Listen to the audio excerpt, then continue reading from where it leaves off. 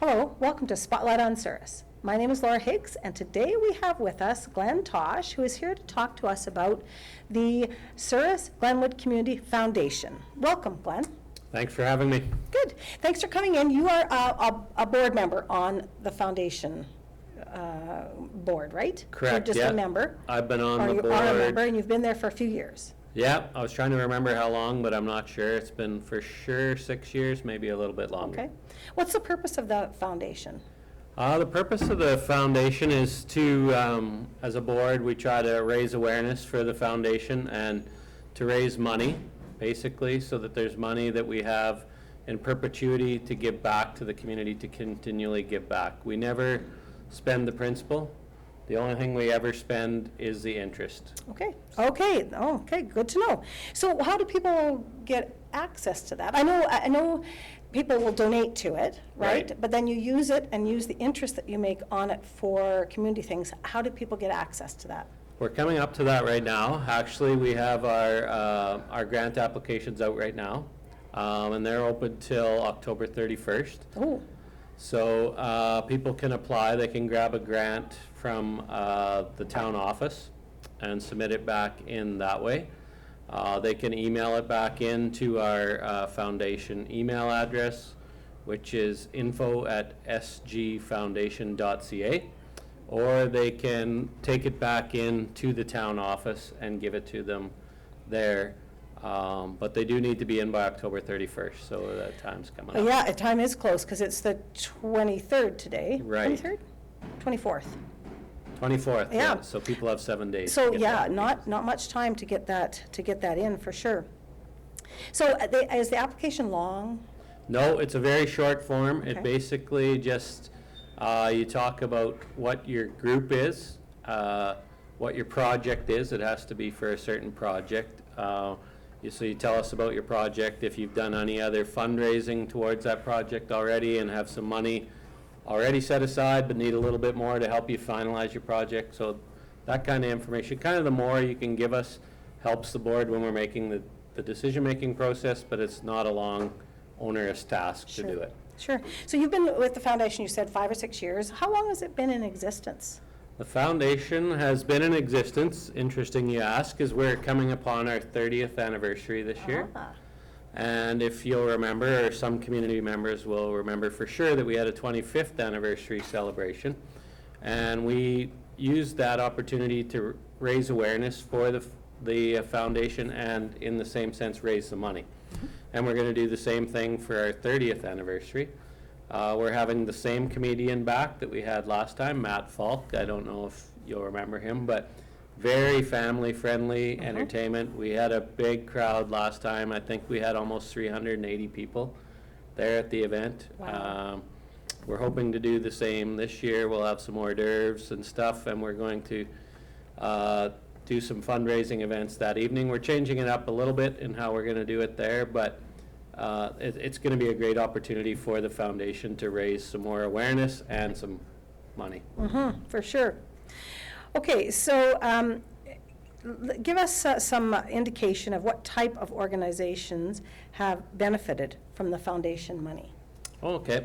Yeah, there's been, just to give some examples, in 2021, we gave money to the Souris Glenwood Airport Commission.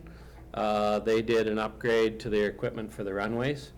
The Souris Minor Hockey Breakfast Club, that's been a program we've supported ongoing for quite a few years now. Good. So we support the breakfast portion of that program. We provide the funds for them to provide breakfast for the kids after they've done their hockey. Right, because they come out so early, isn't that? Yeah, they come out start so on the early for ice at practice? 7 a.m. Yeah. Yeah, Jonathan Filowich runs that program, and then he has, I think this year the Dietriches are doing the cooking. Right. So they cook them, and it's usually a hot breakfast. It's awesome. I think it's Good. what gets the kids out. And you support that as a foundation? Yeah, and we Great. provide the money for that, and then we've given money to the caboose repairs. We've given money to the beautification committee when they did that beautiful peacock statue. We helped with some of the money there. We've done the water bottle filling station here, which is good for the environment. We've helped with the outdoor classroom at the school. We've helped with ball diamonds. With the ball diamonds, we've done some of their renos, and we've also done uniforms for the teams there. Wow. We've done the Souris Minor Hockey U11 jerseys this year, so there's a variety of projects that we've given money to, Yes, and I'll happy to say. give money to, plus the scholarship monies that are done through the school. For sure, yeah. Wow. So how does the foundation operate, like from a management perspective? From a management perspective, it's all volunteer run. So there's no paid staff whatsoever. So any of the money donated comes straight into the foundation. The principal stays there, as I said earlier, and the interest is granted out. But the board is all volunteers, and we run the board. We have like our chairperson is Daryl Jackson. Our treasurer is Glenda McConnell. She's our secretary. Darcy Giroux and Andy Barkley and Deb Sherritt kind of share the treasurer duties, because it's a big job getting out receipts and stuff like that. And so that's the very nice part of the foundation, is that there's no money that's used towards managing it at all. Right. It's all done by volunteers. Wow. That's great, because then there's a lot more funds to be put out into our community, right? Yeah, for Okay. sure. So how do they raise money then? And I know that some people have left the foundation in their will, right? Yeah. That's one way that the foundation has received money. Yeah, there's a number of ways, but that's probably been our biggest source of income, is people through their wills or we have lots of memoriam donations come through. We've been involved with the fertilizer sales. So each year we sell fertilizer. It raises a little bit of money. It helps cover some of the administration costs, like the mailing and all that. And then we participate with Endow Manitoba, which is coming up in November, and that's a program where there's a week long of giving, and the Winnipeg Foundation matches $1.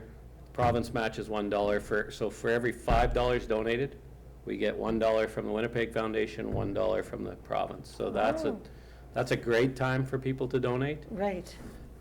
Interestingly, over the last few years, we've had some people donate shares in their wills, like say RBC shares or something like that. Okay. So it transfers straight from the person to the foundation, and we as the foundation, either if they're good solid dividend earning shares, we either leave them in there and collect the dividends, or we sell them and put the money Liquidate it, and then yeah. it goes into the core. Yeah, so just so people know, we can accept shares as something too, because that's a nice, easy, tax-free transfer that way. So you guys make decisions about where you put that money to in order to make money. Yeah, so we have a subcommittee of the board that kind of looks after the money when it comes in, and we try and spread it out.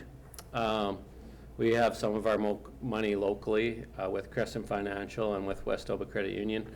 Then we have a portion of it which is administered by the Winnipeg Foundation, so they do all the work behind administrating it, investing it in different things. So they're out there in a lot of different markets, obviously, because the Winnipeg Foundation is huge. Sure. And then we do have some stocks that we look after, which our committee keeps a close eye on, and then if we feel it's time to sell them. But a lot of the ones we have are dividend producing stocks, which give us, we try to meet the threshold of giving out 4% in interest every year, and a lot of those shares we have dividend money of up to 4%. Oh, that's good. Yeah. That's good. Because you need the income, and it needs to go back into the bank for you to use that and put it back in the community. Yeah, But so in 2021, we gave out almost $30,000 in interest money that we put back into the community. Oh, good. So the Really foundation good. has really grown over the last 4 or 5 years especially. So that's your, who manages the money with the foundation is a subcommittee on your committee. How big is your committee? I think there's about 12 of us on there now, Okay. 10 to 12, I think. Yeah, so it's a pretty good size, and then we have subcommittees on there from the financial side. We have the people who look after the events side, so there'll be a subcommittee looking after the 30th anniversary. Sure. The marketing and information side, the people who get prepare our newsletter that went out and stuff like that. So we have a number of different subcommittees, but we meet approximately 4 to 6 times a year. So, you know, it's, we try to meet at the lunch hours so it doesn't interfere with people's evenings. So it's a really rewarding opportunity to be on the foundation and to get that, you know, especially at granting time coming up right now, feels really good to put that $30,000 back out into the community and see it doing such good things. Yes, for sure, for sure. Well, is there anything else you want to share with viewers? Oh, I think we covered most of the stuff. I think just maybe one thing I missed a little bit was in that 30,000 that we donate or we give back, we have what's called designated funds as well as undesignated funds. So the designated funds have been set up by people. Just as some examples, there's the St. Mary's Catholic Church, the Hillcrest Museum, the Health Center, and then the Hartney Health Center all have designated funds within our foundation. So the interest earned from their funds goes directly to those items. Okay. And then the rest of the money is what we classify as the undesignated, and that's what's given out through the application process that's coming up right away here shortly. Yeah. Yeah, shortly. People have, we'll make sure to get this on the air real quick, and people have a deadline to apply for a grant from the Souris and Glenwood Community Foundation, right? Thank you very much for having us. Yes, thank you for coming out. We really appreciate your time. Okay, thanks a And lot. we appreciate that you volunteer in our community. Even that is giving to the foundation. We appreciate that too. Sounds good. Thank you. Thank you. Thank you very much for joining us here at Spotlight on Souris. Have a great day.